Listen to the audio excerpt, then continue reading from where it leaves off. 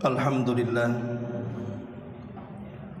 wassalatu wassalamu ala rasulillah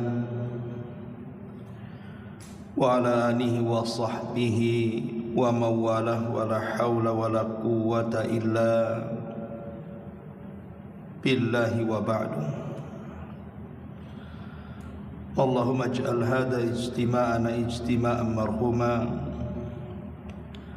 waj'al tafarruqana min ba'dihi tafarruqan ma'suma wa la taj'al fina wa la min bainina syaqiyan wa la mahruma.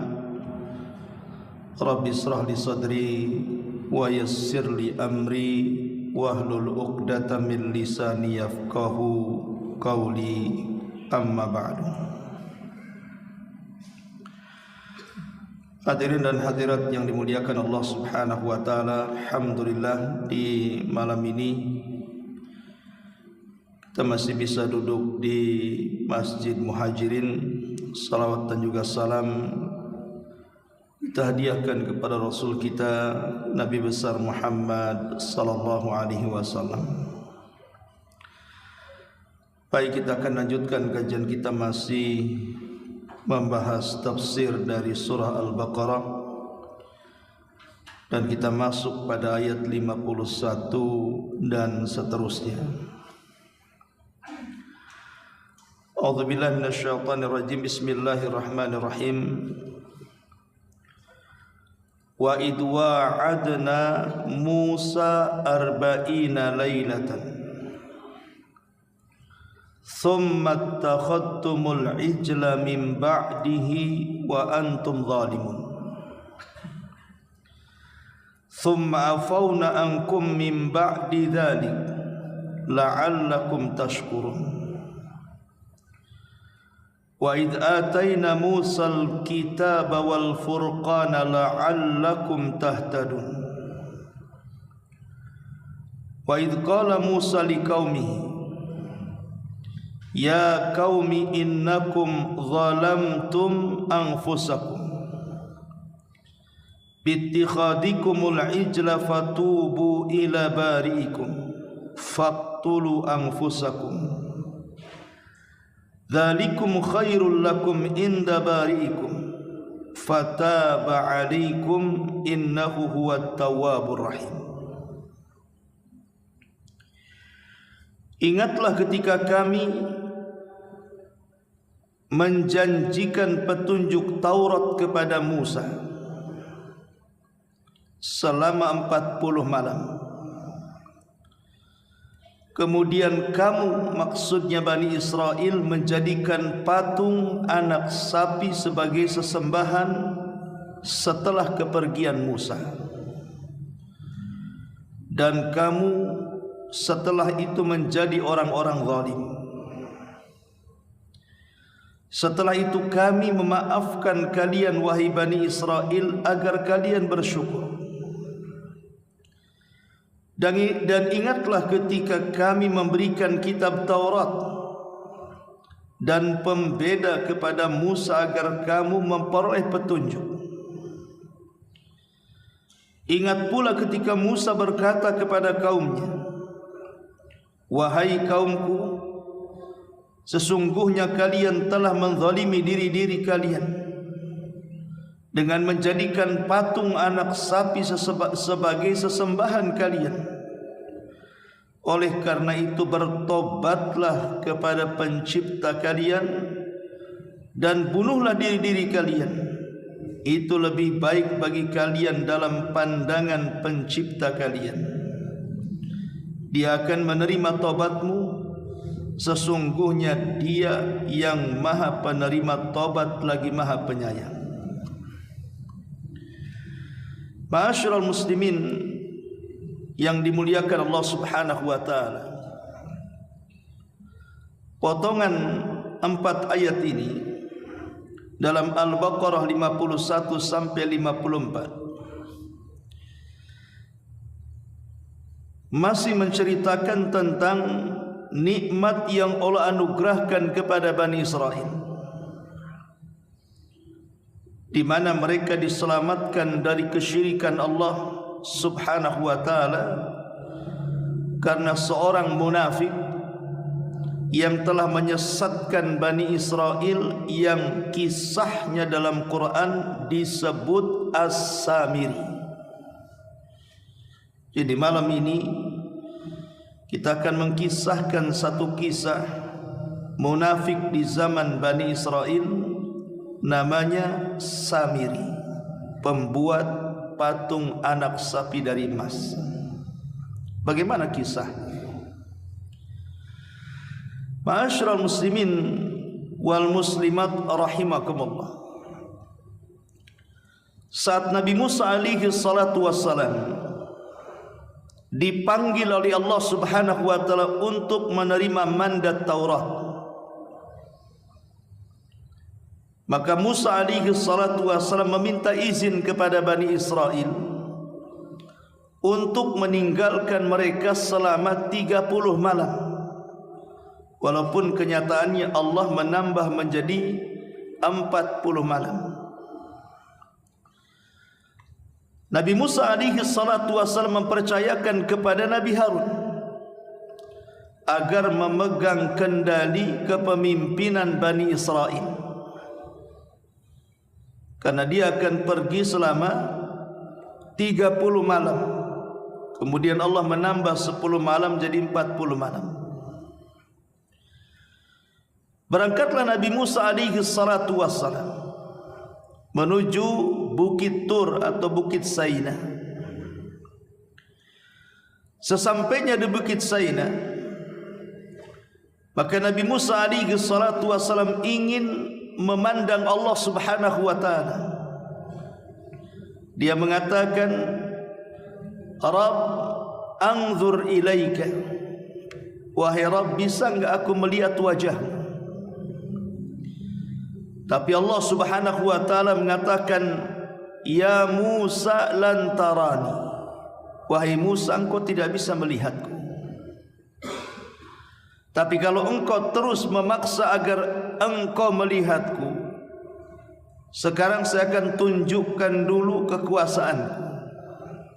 Lihatlah ke bukit di sekeliling, dari bukit-bukit berbatu yang sangat kokoh itu. Kalau seandainya aku tampakkan kepada bukit-bukit berbatu itu dan bukit berbatu itu tidak bergeming, fasaufa tarani, kau akan bisa melihatku. Maka kemudian Allah Subhanahu wa ta'ala menjelaskan, falamma tajalla rabbuhu lil jabali ja'alahu dakka wa sara Musa sa'iqa. Ketika Allah Subhanahu wa ta'ala betul-betul menampakkan dirinya ke bukit itu, tiba-tiba bukit itu hancur berkeping-keping. Musa pun terlempar kemudian pingsan. Setelah kemudian Musa siuman, dia takut kalau seandainya dia meminta kepada Allah untuk tetap diperlihatkan, maka nasibnya sama dengan bukit yang hancur itu. Maka dia pun bersegera bertobat kepada Allah dan mengatakan, tubtu ilaika wa ana awwalul muslimin. Ya Rabb, aku bertobat kepadamu dan aku orang yang paling pertama berserah diri kepadamu. Musa tidak mau meminta lagi soal ingin memandang wajah Allah Subhanahu wa ta'ala. Di sisi lain, ketika Nabi Musa alaihi salatu wassalam sibuk dengan perbuatan dia di Bukit Tur Sina dengan Allah Subhanahu wa ta'ala, Bani Israel yang ditinggalkan selama 30 hari itu kemudian ditambah menjadi 40 hari. Di tengah-tengah mereka ada orang munafik. Orang munafik ini dikenal dalam Quran sebagai Samiri. Siapa Samiri ini? Ada yang mengatakan bahwa Samiri ini, menurut pendapat Ibnu Abbas radhiyallahu anhuma, kana Samiri rajulan min ahli Bajram wa kana min qaumin ya'buduna al-baqara wa kana hubba ibadatil baqara fi nafsihi wa kana qad adhara al-islam ma bani Israil wa qila kana ismu Samiri Musa ibn Dhafri. Kata Abdullah ibn Abbas radhiyallahu anhu, dia mengatakan, Samiri adalah seorang laki-laki berasal dari daerah Bajram. Dulunya dia sebuah kaum, atau dulunya dia bagian daripada kaum yang menyembah sapi, dan dia sangat cinta dengan peribadatan kepada sapi. Kemudian dia pura-pura menampakkan Islam bersama Bani Israel. Dan nama Samiri adalah Musa ibn Dhafar. Jadi Samiri itu namanya Musa, sama dengan nabinya juga namanya Musa. Satu Musa ibn Imran, satu Musa ibn Dhafrin. Ada yang mengatakan bahwa saat Samiri ini lahir, jadi ketika Fir'aun ini membuat kebijakan 1 tahun pembunuhan dan 1 tahun pembiaran yang sudah saya kisahkan di minggu yang lalu, pada tahun pembunuhan Samiri lahir, sama dengan Nabi Musa juga lahir di waktu yang sama.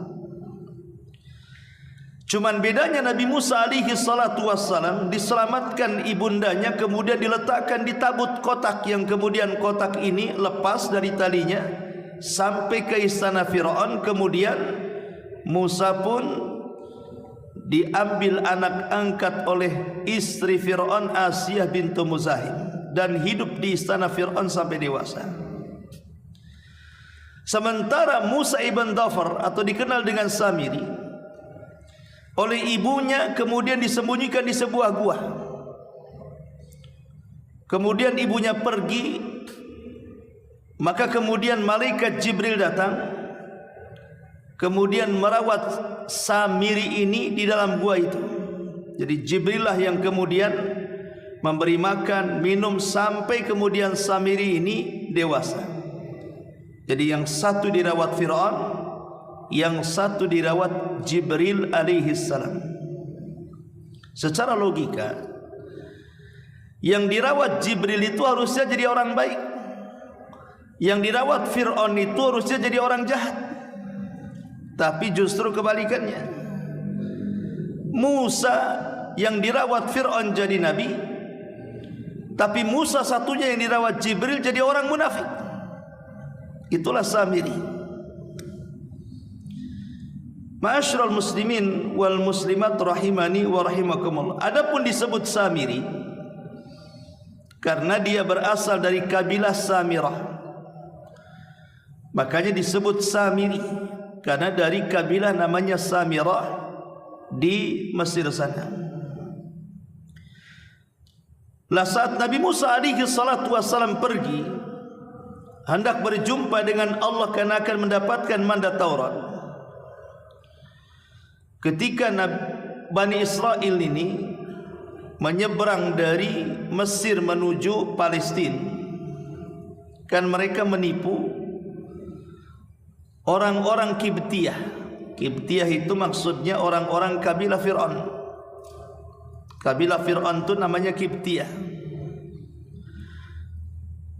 Makanya Nabi SAW salah satu selirnya namanya Maryah Al-Qibtiyah, selir Nabi. Itu karena dapat hadiah dari Mesir, Raja Muqawqus. Saat Rasul menyurati Raja Muqawqus untuk masuk Islam, tapi dia menolak, tapi memberikan hadiah berupa seorang budak wanita namanya Maryah Al-Qibtiyah, yang kemudian hamil dari Nabi SAW. Lahirlah putra beliau Ibrahim bin Muhammad. Tapi sayang sebelum usianya 2 tahun meninggal dunia. Jadi Al-Qibtiyah ini kabilahnya Fir'aun. Lah saat kemudian Bani Israel hendak meninggalkan dari Mesir menuju Palestina, mereka berdusta. Mereka meminjam emas-emas, kalung-kalung, perhiasan dan yang semacamnya, karena mereka akan mengadakan semacam ulang tahun besar yang biasa dilakukan Bani Israel. Padahal itu persiapan untuk kabur dari Mesir. Sebagian mereka ada yang mencuri, karena mereka akan pergi jauh dan harus punya perbekalan. Berangkatlah mereka pun bersama Nabi Musa menuju tanah perjanjian di Palestina. Lah saat menyeberangi lautan, Samiri bersama mereka. Kemudian Samiri curiga dengan seseorang yang menunggang kuda putih dengan pakaian putih, dan itu jelmaan daripada Jibril. Dia melihat kenapa Nabi Musa bersama orang ini. Siapa dia?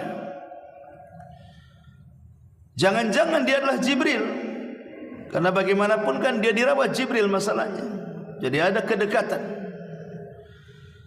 Kemudian orang yang di atas kuda inilah yang memerintahkan Musa untuk memukulkan tongkat ke lautan, maka dipukulnya, kemudian lautan menjadi jalan. Kemudian setelah Musa dan Bani Israel melewati lautan, dia juga yang memerintahkan untuk memukulkan lautan, kemudian lautan menenggelamkan Fir'aun. Akhirnya Samiri terus melihat orang ini.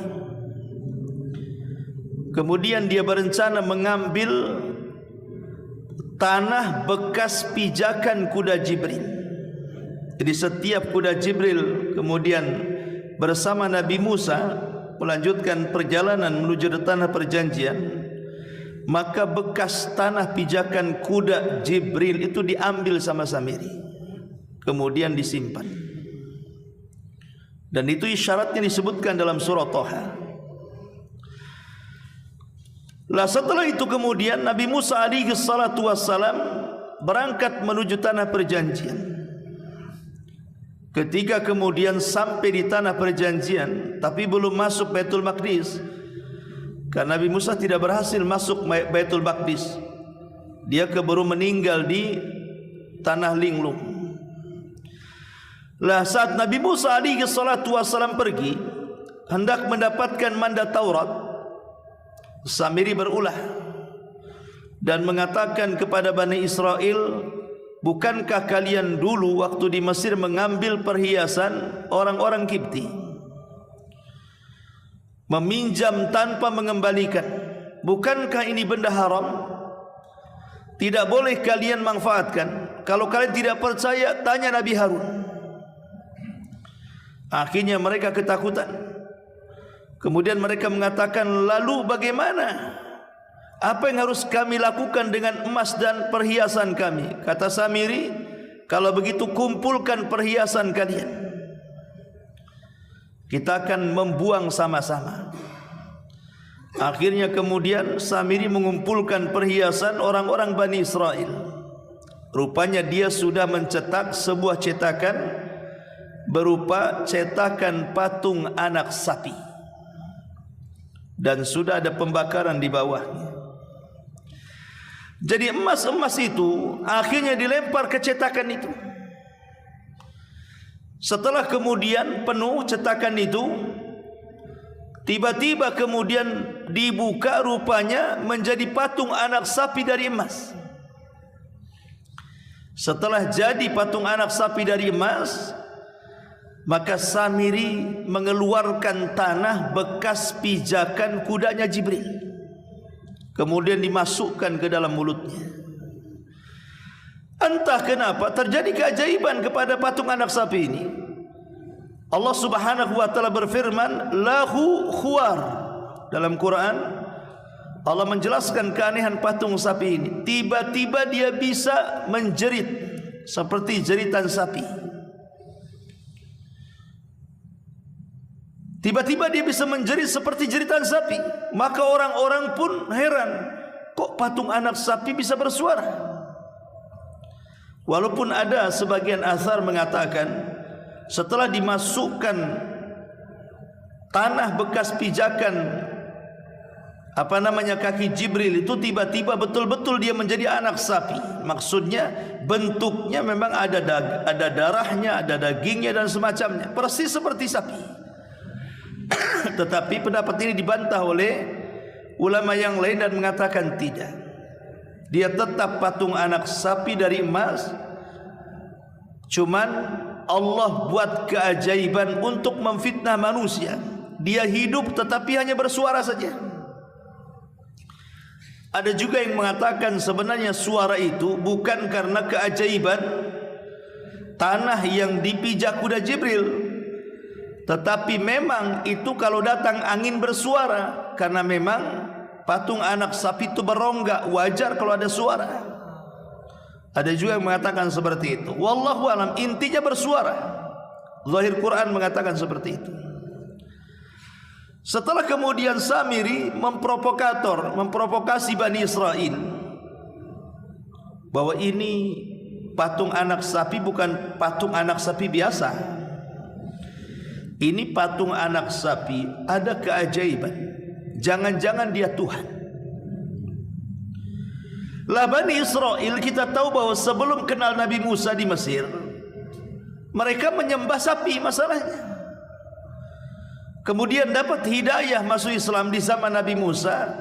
Kemudian mereka meninggalkan sesembahan itu. Tiba-tiba diingatkan lagi dengan sesembahan lamanya, dengan patung anak sapi terbuat dari emas yang belum pernah mereka lihat, dan tiba-tiba bersuara. Lah ketika kemudian Nabi Musa kan janjinya 30 malam tuh akan balik. Tapi Allah Subhanahu wa taala kemudian menambah 10 malam lagi. Alasannya karena Nabi Musa saat berpuasa di hari ke-29 dia malah hendak membatalkan puasanya. Maka Allah Subhanahu wa taala memberikan kafarah. Kenapa kau batalkan puasamu? Kata Nabi Musa, saya takut bau mulutku mengganggu dirimu ya Rabb. Maka Allah Subhanahu wa taala mengatakan, ya Musa, laluhufu fammi shaim atyab indallahi min rihil misk. Wahai Musa, bau mulut orang yang berpuasa itu lebih harum dibandingkan minyak kasturi di sisi Allah Subhanahu wa taala. Kalau begitu tambah puasamu 10 hari lagi. Lah karena janjinya Nabi Musa itu 30 malam, tiba-tiba menjadi 40 malam, otomatis Bani Israel ini telat. Mana Nabi Musa kok enggak datang-datang setelah 30 hari? Disinilah kemudian dijadikan momen oleh Samiri untuk menyesatkan Bani Israel dan mengatakan, sesungguhnya patung anak sapi ini adalah Tuhan kita. Dan Musa meninggalkan kita jauh-jauh mencari Tuhan, sementara Tuhannya ada di sini katanya. Entah apa kata-kata Samiri sehingga 70.000 Bani Israel, dalam riwayat Ibnu Abbas itu semua terpengaruh. Hanya sebagian kecil yang tidak terpengaruh, tapi kebanyakan terpengaruh. Dan sebagian lain menunggu sampai ada keputusan Nabi Musa, betul tak Tuhan atau tidak Tuhan. Tapi sekitar 70.000 mereka yakin dengan perkataan Samiri, sehingga mereka menyembah patung anak sapi itu. Allah Subhanahu wa taala mengingatkan Nabi Musa alaihi salatu wassalam di dalam Al-Quranul Karim. Allah Subhanahu wa taala mengingatkan Nabi Musa agar cepat kembali. Wahai Musa, cepatlah kembali. Di dalam surah Thaha Allah Subhanahu wa taala berfirman dalam surah Thaha ayat 85, Allah mengatakan, qala fa inna qad fatanna qaumaka min ba'dika wa adhallahumus Samiri. Allah berfirman kepada Nabi Musa, maka sesungguhnya kami telah menguji kaummu wahai Musa sesudah kamu tinggalkan, di mana mereka telah disesatkan oleh Samiri. Jadi saat Musa berdialog dengan Allah Subhanahu wa taala akan mendapatkan mandat Taurat, Allah memberitahu, setelah kau tinggalkan Bani Israel, tahu enggak wahai Musa, kaummu telah terfitnah dengan Samiri. Sebaiknya kau segera balik. Maka Allah Subhanahu wa taala memberikan papan yang isinya Taurat. Ingat, satu-satunya papan yang ditulis oleh Allah Subhanahu wa taala hanya Taurat. Taurat itu langsung Allah yang menulis di papan. Itulah keistimewaan Taurat. Jadi langsung Musa membawa papan Taurat itu pulang. Makanya kemudian disebutkan dalam surah Toha ayat 8-6-nya, faraja'a Musa ila qaumihi ghadbanan asifah. Kemudian Musa kembali kepada kaumnya dengan sangat marah, tapi juga sangat sedih. Marah kenapa mereka bisa menyekutukan Allah Subhanahu wa taala, sedih kenapa kemudian mereka menanggalkan hidayah. Kemudian setelah Musa bergegas, dikumpulkan Bani Israel yang menyembah patung anak sapi itu. Kemudian Musa berceramah, qala ya qaumi alam ya'idukum rabbukum wa'dan hasana afatala alaikumul ahdu am aradtum an yahilla alaikum ghadabu min rabbikum fa akhlaftum maw'idi. Maka Musa mengatakan, wahai kaumku, bukankah Tuhanmu telah menjanjikan kepadamu satu janji yang baik? Maksudnya, bukankah Allah sudah menjanjikan kepada kalian akan memberikan Taurat? Maka apakah terasa lama masa yang berlalu bagi kalian? Apakah hanya 40 hari kalian bisa murtad? Bayangkan Bani Israel setelah mendapatkan hidayah, hanya 40 malam berlewat, tiba-tiba mereka jauh daripada hidayah kemudian masuk ke dalam kesyirikan.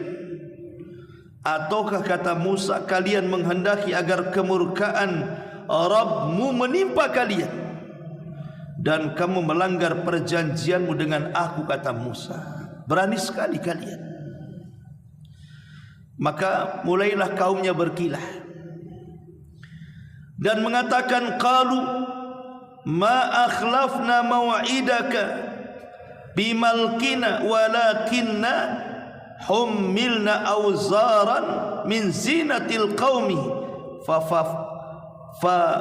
qadhafnaha fakadzalika alqasamiri. Mereka berkata, wahai Musa, kami tidak sekali-kali melanggar janjimu dengan kemauan kami sendiri. Akan tetapi kami disuruh membawa beban-beban dari perhiasan kaum kami. Maksudnya perhiasan yang diambil dari kaum Kibti, kaumnya Fir'aun ketika pelarian mereka dari Mesir, itu menjadi beban bagi kami. Maka kami telah melemparkan perhiasan-perhiasan itu, demikian pula Samiri melemparkannya. Fa akhraja lahum ijlan jasadan lahu huwa. Kemudian Samiri mengeluarkan untuk mereka dari lubang itu patung anak lembu yang bertubuh dan bersuara. Dan Samiri mengatakan, hadza ilahukum wa ilahu Musa fanasi. Ini adalah Tuhan kalian dan juga Tuhannya Nabi Musa. Tapi Musa pura-pura lupa kalau ini Tuhannya. Lihat, mereka berkilah. Ma'asyiral muslimin wal muslimat rahimani wa rahimakumullah. Padahal sebenarnya kalau mereka punya akal sedikit saja, patung anak sapi yang dibentuk samiri itu kan hanya mengeluarkan suara saja, tidak mendatangkan manfaat dan tidak bisa mencegah madarat. Dia tidak berkata-kata memerintahkan sesuatu atau melarang sesuatu.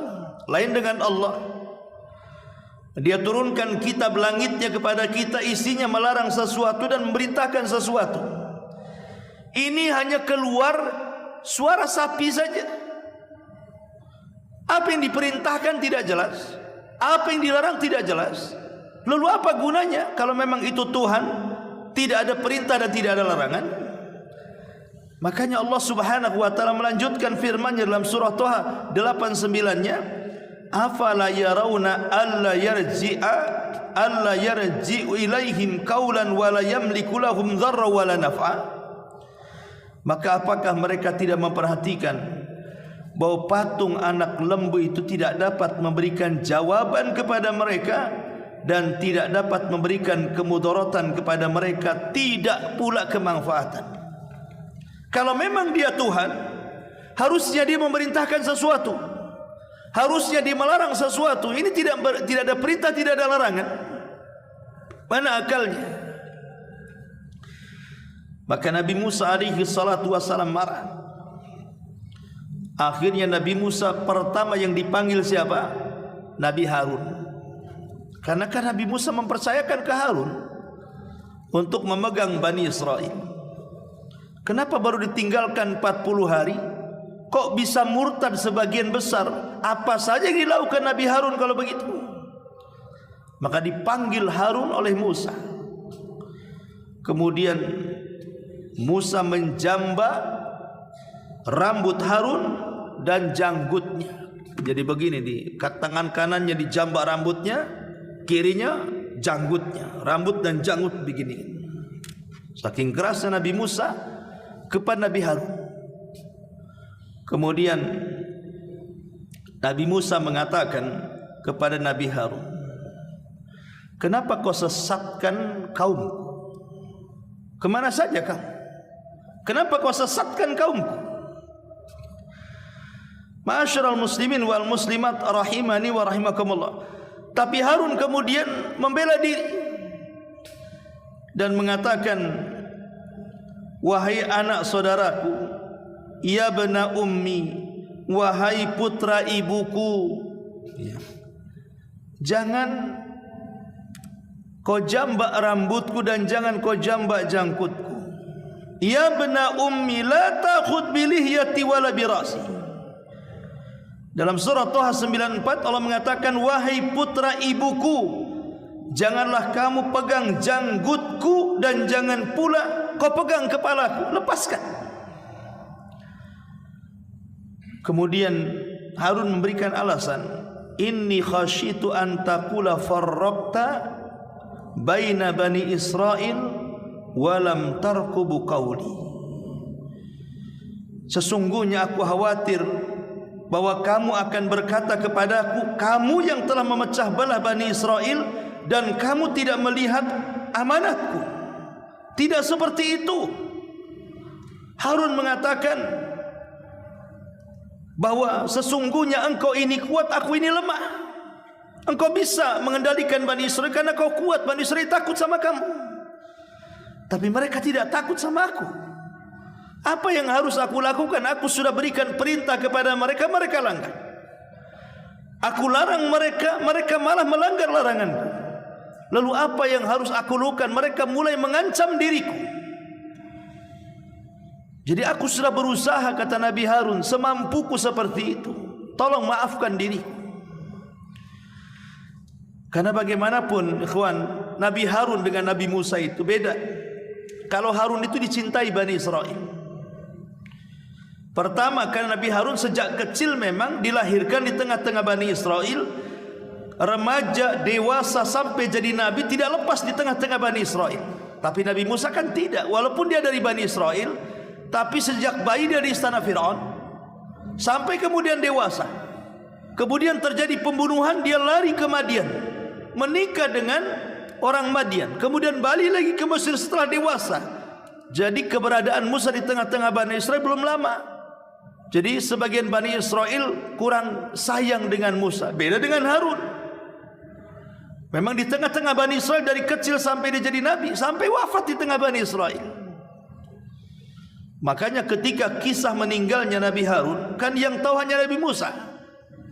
Harun dan Musa ini naik ke atas gunung. Kemudian di atas gunung memang diuji, Nabi Harun meninggal di atas sana dan jasadnya diangkat ke langit. Kemudian Musa turun, Bani Israel marah, mana Harun? Mana Nabi Harun? Kata Nabi Musa, dia sudah meninggal. Apa engkau yang membunuhnya? Malah dituduh Nabi Musa membunuh Nabi Harun. Kami ingin melihat jasadnya. Baru setelah itu Allah turunkan jasadnya, Bani Israel melihatnya, baru percaya Musa tidak membunuhnya. Karena sayangnya Bani Israel dengan Harun. Jadi Nabi Harun itu kan punya sifat lembut dia, tidak seperti Nabi Musa kan tegas keras gitu kan. Nabi Harun tidak, dia lembut kepada kaumnya. Aku sudah berusaha menasihati mereka, tapi mereka tidak mau. Apa yang harus kau lakukan? Bahasanya seperti itu.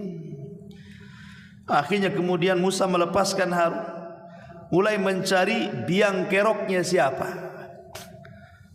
Rupanya biang keroknya si Samiri. Panggil Samiri kemari. Kemudian Nabi Musa menginterogasi Samiri. Disebutkan dalam surah Thaha 95-nya, qala fama khatbuka ya Samiri. Samiri, apa yang mendorongmu berbuat ini kepada kaumku Bani Israel? Kenapa kau sesatkan mereka? Lihat kata-kata Samiri. Qala basartu bima lam yabsuru bi wa qabadtu qabdatan min atharir rasul fanabadtuha wa kadzalika sawwalat li nafsi. Samiri mengatakan, karena aku mengetahui sesuatu yang mereka tidak mengetahuinya. Aku tahu, Bani Israel tidak tahu. Apa masalahnya? Mereka tidak mampu melihat Jibril, aku bisa melihatnya. Maka aku mengambil segenggam dari jejak Rasul, maksudnya jejak kudanya, kaki Jibril itu. Lalu aku melemparkan ke patung anak sapi itu. Dan demikianlah nafsuku membujukku, katanya. Enak saja dia ngomong, maaf Nabi Musa, ini karena aku kesilap, salah paham, hawa nafsu yang mendorongku. Itulah biasa orang munafik, untuk supaya mencari-cari alasan yang masuk akal padahal tidak masuk akal. Maka Nabi Musa alaihi salatu wassalam kemudian mengambil patung anak sapi itu, kemudian meleburnya kembali dengan api, kemudian melempar ke lautan. Setelah dilempar ke lautan, maka 70.000 Bani Israel yang menyembah patung anak sapi disuruhnya minum dari air lautan itu. Setelah diminum dari air lautan itu, tiba-tiba wajah mereka menguning. Wajah mereka menguning, artinya mereka sudah melakukan penyimpangan terhadap syariat Nabi Musa alaihi salatu wasallam. Sudah ditandai orang yang tidak melakukan penyembahan, mereka wajahnya normal. Tapi orang yang ikut-ikut menyembah, wajahnya menguning. Jadi sudah terpisahkan tuh. Ketika Bani Israel meminum semua dari air lautan, sekitar 70.000, maka muka mereka menguning. Berarti merekalah yang sudah menanggalkan akidah. Kata Musa, pisahkan orang ini dengan orang ini. Kemudian Nabi Musa mengatakan kepada Samiri, fadhhab fa innalaka fil hayati an taqula la misas wa innalaka mau'idan lan tukhlafahu wanzur ila ilahika alladhi dhalta alaihi akifah lanukharriqannahu thumma lanansifannahu fil yammi nasfah. Musa berkata kepada Samiri, kamu harus keluar dari Bani Israel, kuusir kamu. Jangan ada lagi di sini. Pergi kau sejauh-jauhnya. Pergi kamu. maka sesungguhnya bagimu di dalam kehidupan dunia ini hanya dapat mengatakan, janganlah menyentuh aku. Artinya setelah terusirnya Samiri, maka sebagai hukumannya dia tidak bisa mendekati manusia, manusia pun tidak bisa mendekat dia. Itu sebagai hukumannya. Jadi dia tidak mungkin mampu mendekati manusia, manusia pun tidak akan mendekati dia. Kemudian Musa mengatakan, dan sesungguhnya bagimu hukuman di akhirat yang kamu sekali-kali tidak dapat menghindarinya, dan lihatlah Tuhanmu itu yang kamu tetap menyembahnya, maksudnya patung anak sapi, sesungguhnya kami akan membakarnya, kemudian kami sungguh-sungguh akan melemparkannya ke laut dan menjadi abu berserakan di sana. Pertanyaannya, kenapa Musa tidak menghukum Samiri dengan hukum bunuh? Sementara 70 ribu orang yang murtad, yang menyembah patung anak Samiri, mereka disuruh saling membunuh. Sebagaimana disebutkan dalam surah At-Taubah, surah Al-Baqarah tadi yang kita baru bahas hari ini. Yang menyembah patung anak sapi mati semua, saling bunuh-bunuhan di antara mereka. Sementara Samiri enak saja diusir begitu saja. Tapi sebagai hukumannya, dia tidak akan dekat dengan manusia dan manusia pun tidak akan dekat dengan dia. Sebagian ulama tafsir mengatakan, alasan Nabi Musa tidak membunuh Samiri mengikuti undang-undang Taurat bagi Bani Israel, karena Samiri bukan bagian daripada Bani Israel. Dia orang luar. Dia bukan bagian daripada Bani Israel. Makanya tidak terhukum dengan hukum Taurat, karena Taurat khusus Bani Israel. Yang kedua, Nabi Musa tahu, walaupun tidak dihukum di dunia, maka dia tidak akan lepas dari hukuman akhirat. Dan di dunia saja dia akan hidup menyendiri, sehingga dari sinilah terjadi silang pendapat para ulama. Karena kematian Samiri ini tidak diceritakan dalam Quran, tidak diceritakan juga dalam hadis Nabi. Pokoknya setelah pergi, ya pergi begitu saja, tidak diceritakan kapan matinya, bagaimana matinya. Sehingga ada yang memprediksi bahwa Samiri bersembunyi di sebuah tempat dan akan muncul di akhir zaman sebagai Dajjal. Sehingga terjadi polemik para ulama, apakah Samiri itu Dajjal ataukah Samiri sendiri Dajjal sendiri. Tapi pendapat yang kuat bahwa Samiri bukan Dajjal dan Dajjal bukan Samiri. Samiri, Dajjal. Sebab kalau memang Samiri Dajjal yang akan keluar di akhir zaman, tidak mungkin Nabi Musa dan Harun tidak tahu. Bukankah setiap Nabi dan Rasul akan memperingatkan umatnya tentang fitnah Dajjal? Sehingga pendapat yang kuat, Samiri bukan Dajjal. Ya Dajjal, Samiri ya Samiri. Adapun apakah dia masih hidup atau sudah mati, wallahu alam. Tapi yang jelas bahwa setiap manusia pasti akan mati, tidak mungkin hidup terus. Sampai ketika Nabi Khidir sekalipun yang menjadi polemik, apakah Khidir hidup ataukah mati, pendapat yang kuat para ulama, Khidir sudah meninggal. Maka begitu juga Samiri. Maka setelah kemudian Samiri diusir, maka Nabi Musa alaihi salatu wassalam mengumpulkan Bani Israel yang murtad. Setelah dikumpulkan oleh Nabi Musa, kata Nabi Musa disebutkan dalam Al-Baqarah di sini, ayat yang ke-54-nya, wa idh qala Musa liqaumi innakum zalamtum anfusakum. Hei Bani Israel, kalian sudah berani menzalimi diri kalian. Bittikhadikumul ijra, karena kalian telah mengambil patung anak sapi dijadikan sesembahan kalian. Maka kalian harus menuruti undang-undang Taurat. Kemudian Nabi Musa ketika marahkan, dia sempat membanting Taurat itu sampai pecah papannya. Tapi setelah kemudian terjadi pertobatan Bani Israel, Nabi Musa mengambil, tapi urutannya sudah tidak rapih lagi, sehingga dari sini terjadi kesesatan Bani Israel, karena Tauratnya sudah tidak utuh lagi. Nabi Musa mengatakan di hadapan Bani Israel, apakah kalian akan menuruti undang-undang Taurat?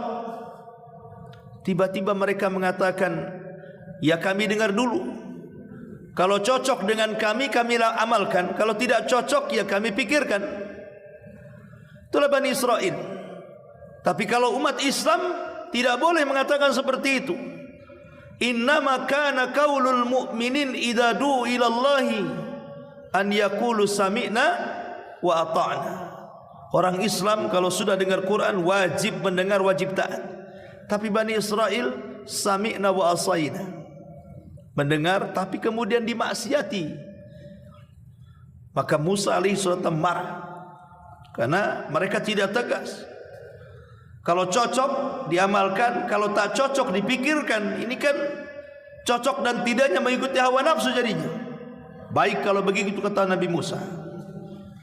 Dia berdoa kepada Allah, ya Rabb, angkat bukit Tur di atas kepala mereka. Makanya Allah mengatakan, wa rafa'na fawqakumut Tur, kami angkat bukit Tur di atas kepala mereka. Kata Nabi Musa, lihat ke atas. Maka mereka lihat ke atas, rupanya bukit Tur di atas kepala mereka. Tobat atau bukit Tur itu akan menimpa kalian. Mereka serba salah. Kalau mereka tidak tobat, pasti mereka terkena azab. Mereka akan mati ditimpa bukit Tur. Tapi kalau mereka tobat, mereka pun tetap mati. Karena tobatnya Allah katakan, fatubu ila bari'ikum faqtulu anfusakum. Kata Nabi Musa, bertobatlah kalian kepada Rabb kalian, bunuhlah diri-diri kalian. Itu bentuk tobat kalian. Kan serba salah kan? Tobat mati, tak tobat mati masalahnya. Cuman bedanya kalau tobat mati masuk surga, kalau tak tobat mati masuk neraka. Itu saja bedanya. Akhirnya mereka mengatakan, ya sudah kalau begitu kami tobat. Kata Nabi Musa, ambil pisau dan pedang kalian, saling bunuh di antara kalian. Maka terjadilah saling bunuh di antara mereka. 70.000 Bani Israel terkapar mayatnya. Makanya Allah Subhanahu wa taala mengatakan, fataba alaikum, lalu Allah mengampuni dosa-dosa mereka. Innahu huwat tawwabur rahim, karena dia zat yang maha penerima taubat lagi maha penyayang. Akhirnya mereka bertobat dengan cara saling membunuh. Makanya dalam ilmu fikih ada orang yang membunuh dan yang dibunuh dua-duanya masuk surga. Seperti kisah Bani Israel ini. Ini kan saling bunuh. Yang membunuh dan yang dibunuh dua-duanya masuk surga. Seperti kisah di sini, kisah Bani Israel yang bertobat dengan saling membunuh. Kenapa? Karena dua-duanya dalam rangka tobat, karena syariatnya memang seperti itu di zaman itu. Sama juga sebenarnya di zaman Nabi, di zaman Islam juga sama. Rasul mengatakan, man baddala dina faqtulu, siapa yang mengganti agamanya, kata Nabi, bunuh dia, penggal dia. Itu dalam Islam juga sama. Disuruh dipenggal orang yang murtad. Kalau hidup di lingkungan yang negara Islam, berlaku hukum Islam, tapi eksekutornya pemerintah, bukan kita. Jadi dalam ilmu fikih, yang membunuh dan yang dibunuh masuk surga. Inilah kisah tentang kisah ini. Tapi ada juga yang membunuh dan yang dibunuh masuk neraka. Sebagaimana Nabi SAW mengatakan, al-qatilu wal maqtulu finnar, orang yang membunuh dan yang dibunuh masuk neraka. Sahabat mengatakan, Rasul, kalau orang yang membunuh masuk neraka wajar, kenapa yang dibunuh kau katakan masuk neraka juga? Maka Rasul mengatakan, ya, karena yang dibunuh lagi apes. Coba kalau dia tidak terbunuh, pasti dia yang membunuh. Maka dua-duanya masuk neraka. Tapi ada juga yang membunuh masuk surga, yang dibunuh masuk neraka. Seperti kalau umpamanya seorang muslim berperang di jalan Allah, dia membunuh orang kafir dalam jihad. Orang yang mati kafir dibunuh dalam jihad masuk neraka. Dan orang yang membunuh seorang muslim dalam jihad kemudian dia meninggal masuk surga. Atau sebaliknya, yang dibunuh masuk surga, yang membunuh masuk neraka. Seperti umpamanya kita kecurian, ada merampok masuk ke rumah, kita mempertahankan diri, harta keluarga, akhirnya kelahi dengan perampok, mati kita kena tikam perampok, perampoknya kabur, kita masuk surga karena kita dianggap syahid, dan perampoknya masuk neraka kalau tidak tobat. Ma'asyiral muslimin yang dimuliakan Allah Azza wa Jalla, inilah di antara kisah dalam Al-Quran, Qissatu Samir. Mudah-mudahan ada manfaatnya. Subhanallah bihamdika, asyhadu an la ilaha illa anta, astaghfiruka wa atubu ilaik. Allahu ta'ala alam. Assalamualaikum warahmatullahi wabarakatuh.